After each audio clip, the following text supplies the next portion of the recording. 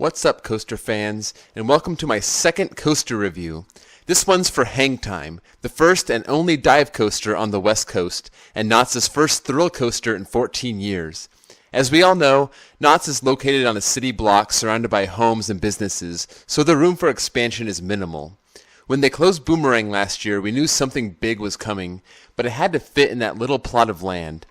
Knott's and Cedar Fair did just about the best thing they can do with that space, which was to contract Gerstlauer to build an infinity coaster like Monster at Adventureland. This could be a high-thrill coaster with a compact layout, and just what Knott's needed. So how did the ride turn out? I arrived on the first pass holder preview day and was the first one in line, and I was determined to get on that first train. When the rope dropped at 10 a.m., I sprinted the short distance and was able to grab a spot on the front row of the first train, which Knott's was nice enough to memorialize with this photo they posted to their story. Unfortunately, there were no glasses allowed, so I had to take them off shortly after this picture was taken, so I was unable to capture a POV for this review. As for the ride itself, the trains are very comfortable, like sitting in a big recliner. There is a seat belt and a lap bar, which can get a little tight, so in the station I suggest you sit up in the seat so you have some room to slide back after the ride-up gets done stapling you. The lift hill is intimidating, and it feels beyond 90 degrees straight up as you kind of slide up and out of your seat while heading upward. The view from the top is great, and the holding brake dangles you there for a few seconds, then slowly releases you down the 96-degree drop. I wish it would just let you go rather than doing the slow, gradual release, but regardless, you still feel the steepness of that drop as you're hurled out of your seat into the first non-inverting loop. This is a slow element, and I did not feel any airtime on this at all. You dive back down into the stall, which does provide some solid hang time. You then hit a corkscrew, and then into an overbank that goes over the station, into this ejector airtime dip. And that does give great airtime, but unfortunately by this point, you're pretty stapled into your seat, so you don't really fly as much as you could. And then you hit the Cobra roll, and then you pop into the final brakes. It's a very short ride, a little over 2,000 feet, but it does pack a lot into the layout, and the park did all they could with the land they were working with.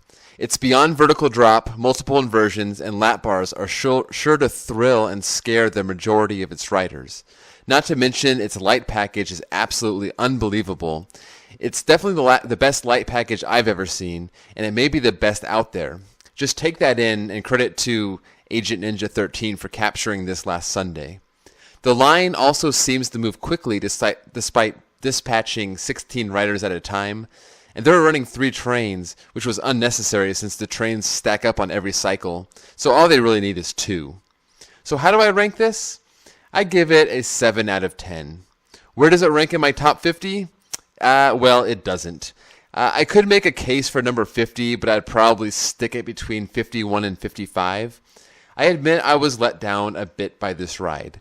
I was expecting something as thrilling and unique as Cannibal at Lagoon, and as unfair as that may have been, after my first ride, I felt underwhelmed by the experience. The drop, the stall, and the ejector dip are great, but the rest of the ride just kind of felt like a typical forceless B&M looper.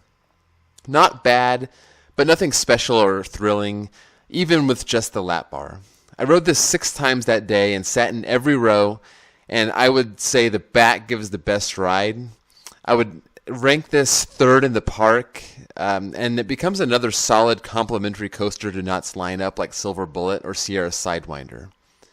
I know my opinions are unpopular, but I've seen others come out and say they were underwhelmed with this coaster also, though most who have ridden it to this point do rave about it. It's definitely the new bright shiny star at Knott's, and it's definitely a big hit. So that's all for now. Let me know what you think of Hang Time in the comments below if you've ridden it, or your impressions even if you haven't ridden it. Also like this video, subscribe to my channel, and I'll see you guys all next time.